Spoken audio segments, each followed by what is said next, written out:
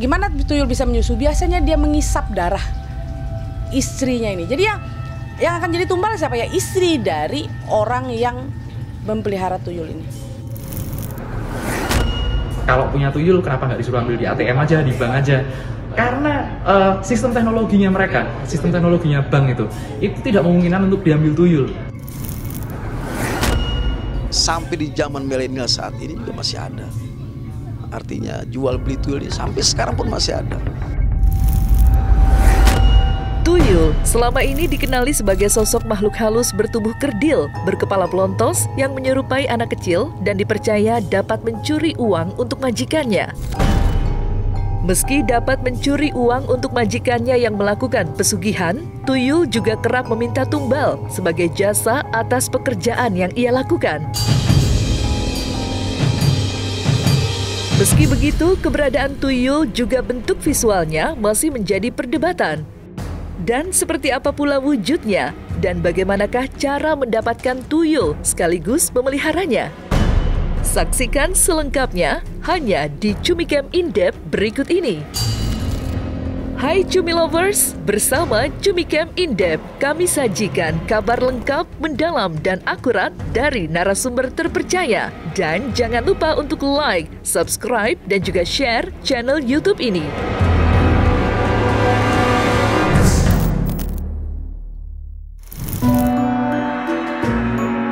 Tuyul bukanlah sesuatu yang asing di telinga kita. Makhluk halus yang konon gemar bermain kepiting di pinggiran sungai itu namanya sangat familiar di tengah masyarakat kita, terutama masyarakat Jawa. Tuyul dalam mitologi digambarkan bertubuh kerdil yang menyerupai anak kecil dengan kepala pelontos. Konon tuyul juga dipercaya dapat mencuri uang untuk majikannya atau orang yang melakukan pesugihan. Meski begitu, keberadaan tuyul juga bentuk visualnya masih menjadi perdebatan. Lantas, seperti apa sejarah tuyul yang sebenarnya? Dan seperti apa pula wujudnya? Mereka lebih suka, tapi bentuknya memang sekecil ini nih. Dia jadi pakai kayak telanjang seperti itu. Setelah itu kecil sekali. Ya nggak kecil banget ya. Kira-kira dari atas meja saya itu seperti sini lah. Dan dia tidak memakai, tidak ada rambut, botak. Setelah itu ada taring sedikit. Tuyul sebagaimana makhluk halus lainnya mempunyai dunia yang berbeda dengan alam manusia. Mereka mempunyai dunianya sendiri, melakukan aktivitas dengan caranya sendiri yang tentu tidak dapat dijangkau oleh panca indera manusia. Entah bagaimana asal-muasalnya, makhluk halus yang kerap digambarkan mempunyai taring dan tubuh kerdil itu dipercaya dapat mencuri uang untuk majikannya. Dalam hal ini, manusia yang memeliharanya. Lantas, bagaimana caranya mendapatkan tuyul untuk pesugihan? Bagaimana pula memeliharanya? Banyak orang yang melakukan pesugihan dengan tuyul itu biasanya tuh banyak orang yang melakukan perjanjian. Kalau orang yang sudah susah dan tidak ada akalnya, merasa utang piutang banyak, jadi dia biasanya saling dari mulut ke mulut itu biasanya. Jadi dikasih tahu, oh di sana tuh ada yang bisa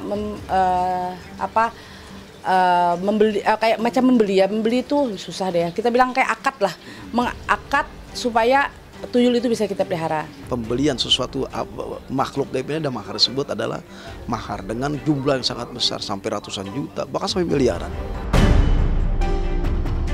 Nanti sesajennya dilengkapi. Setelah itu yang saya tahu tuh, setelah itu kuncen itu memberi, setelah itu ada dimandikan secara mungkin secara kuncennya ini memberikan ritual dan itu dimandikan. Setelah itu mereka berakad, biasanya tuh tuyul itu akan ikut. Pertanyaan seputar tuyul acap kali berkelindan di kepala kita, terutama dalam obrolan ganjil yang kadang tidak masuk akal. Namun demikian adanya. Keberadaan tuyul di sekitar kita bukan hanya wujudnya yang mengundang tanya, dari mana asalnya dan bagaimana bisa dipekerjakan oleh manusia yang menjadi majikannya. Tetapi muncul juga sebuah tanya, bagaimana cara kerja tuyul saat mencuri uang? Dan seperti apa penjelasan paranormal menjawab pertanyaan tersebut? Cara tuyul mengambil itu biasanya tuh mas kayak gini-gini. Jadi dia menarik uang itu tuh goyang begini. Pasti goyang begitu. Kenapa? Karena dia akan menarik uang itu nanti kan terselip di dalam ketiak. Nah, diselip di dalam ketiak dia. Setelah itu makanya kalau yuyu itu dimainkan nanti dia lepas. Jadi goyang-goyang tuh uang itu kan jatuh sendiri.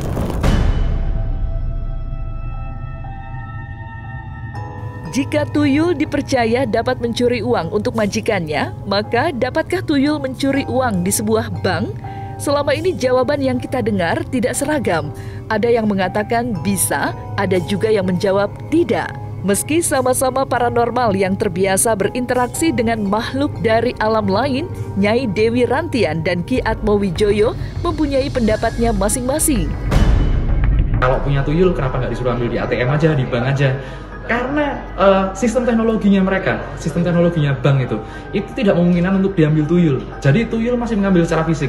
Kalau kita sebagai manusia aja kesulitan, harus pakai las segala macam untuk mengambil uang ke bank atau ATM, apalagi tuyul, pasti sangat kesulitan lagi. Boleh tanya dengan orang-orang yang kerja di bank. Kadang-kadang mereka harus, karena mereka dipikir bahwa mereka salah hitung. Jadi mereka harus mengganti uang itu. Padahal itu tuh kadang-kadang tuyul yang ambil. Tuyul itu kan nggak ngambil banyak, Mas. Kadang-kadang dari satu rumah 1 lembar, 2 lembar, kan seperti itu. Jadi kalau dibilang tuyul nggak bisa masuk bank, jawaban saya pasti bisa. Dengan gaib ilmu yang mereka miliki, yang tidak tampak dilihat, mereka bisa membuat menyolong uang-uang maupun di bank, uang siapapun. Setiap pekerjaan yang dijalankan harus ada upahnya. Itu juga berlaku dalam dunia mistis. Dalam hal ini tuyul. Beredar kabar jika tuyul mencuri uang untuk majikannya yang melakukan pesugihan, maka pekerjaan yang dilakukan tuyul tidak dilakukan secara cuma-cuma alias gratis, melainkan meminta berbagai syarat, yang konon merupakan salah satu perjanjian yang harus disepakati oleh mereka yang melakukan ritual pesugihan. Dan benarkah jika tuyul kerap meminta tumbal usai melakukan pekerjaannya mencuri uang untuk tuan ataupun majikannya? Jika benar, apa tumbal yang diminta tuyul pada majikannya? Oke, tuyul itu numbal siapa? Ya, numbal istrinya. Kalau suami ya pasti menumbal istrinya, karena dia kan butuh susu. Gimana tuyul bisa menyusu? Biasanya dia mengisap darah istrinya ini. Jadi yang akan jadi tumbal siapa? Ya istri dari orang yang memelihara tuyul ini. Ini salah satu adalah guna si tuyul ini agar lincah mencari uangnya. Dan ini perjanjian disebut adalah persugihan. Dan ritual ini salah satunya untuk menjemput tuyul-tuyul agar kiranya dia bisa mencari yang disuruh oleh tuannya, yaitu uang katakanlah. Kalau menurut di tradisi Jawa sendiri ya, awal mulanya aslinya nggak ada yang harus netain tuyul, kemudian gendong tuyul segala macem. Dulu tempatnya tuyul itu cuman seperti kelapa yang batok kelapa di ini, kemudian dijadikan satu sama seperti tempat kalau tahu legen atau aren. Nah tempatnya seperti itu memang tempatnya tuyul zaman dulu. Nah kalau menurut saya sendiri ditetein, kemudian digendong segala macam, itu muncul karena film-film horor Indonesia yang ada di tahun 70-an, 80-an, Susana. Boomingnya seperti itu. Keberadaan tuyul seperti tak lekang oleh waktu. Meski zaman telah berubah, bukan berarti sosok makhluk halus bertubuh kerdil itu lenyap ditelan kemajuan zaman. Nyatanya, sampai kini masih banyak orang yang mencari kekayaan dengan melakukan pesugihan. Dan tuyul seperti menjadi idola bagi orang-orang yang mencari kekayaan dengan jalan pintas tersebut. Sampai di zaman milenial saat ini juga masih ada. Artinya jual beli tuyul ini sampai sekarang pun masih ada. 2023 masih banyak tuyul di daerah-daerah masih, dan mereka masih hidup di situ, diambil oleh orang-orang dan kemudian disebar di pasar sampai sekarang masih. Tuyul adalah pencuri ulung yang menjadi primadona bagi orang yang melakukan ritual pesugihan. Dimanapun uang itu disembunyikan, tuyul yang bertubuh kerdil dan konon mempunyai gerakan lincah selalu dapat menemukan uang yang disembunyikan para korbannya. Dan apa yang harus dilakukan untuk dapat menangkal tuyul agar tidak bisa menggondol uang yang kita simpan? Allah Subhanahu wa ta'ala mengatakan, maka ya ayyuhallazina amanu taqullaha wal tanzur nafsum ma qaddamat liqad wattaqullaha innallaha khabirum bima ta'malun. Yang pertama, meningkatkan keimanan kita kepada Allah dengan cara apa? Salat. Kemudian jangan melamun, kemudian pergaulan lingkungan kepada orang-orang soleh, deketin ulama-ulama, majelis taklim, supaya pikiran kita nih nggak terbawa yang halusinasi, tidak terbawa yang namanya berangan-angan pengen jadi orang kaya. Setan masuk kalau orang berangan-angan, angan-angan panjang pengen kaya, akhirnya apa? Masuk setan, bangsa jin, akhirnya bisikin yuwas wisudurinas minajinatuan nas, akhirnya tergoda dengan jalan pintas lah mereka melakukan keluar dari kaidah agama kita, agama Islam. Insya Allah iman yang seperti Yazid wal Yanqus, semakin meningkat keimanannya, mustahil orang tersebut terganggu yang namanya godaan bangsa setan dan bangsa jin. Pakai penangkalnya Pak, biasanya kita harus selipkan rambut kita simpan di tempat uang. Rambut nggak usah banyak, 1 lembar. Biasanya dia akan menarik uang itu agak berat. Kalau kita orang Dayak itu memberi beras, dihamburkanlah beras keliling rumah saya taburkan beras. Nah, 7 kali keliling saya akan kasih itu. Biasanya setiap kali tuyul mau masuk rumah kita, biasanya dia muter, nggak akan bisa masuk. Jadi 7 kali taburkan beras kuning aja.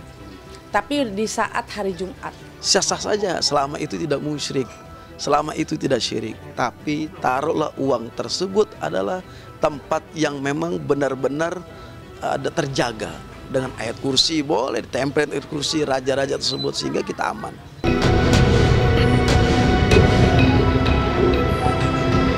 Nah, selesai sudah Cumi Lovers bersama Cumi Camp In Depth, kabar lengkap, mendalam, dan akurat dari narasumber terpercaya.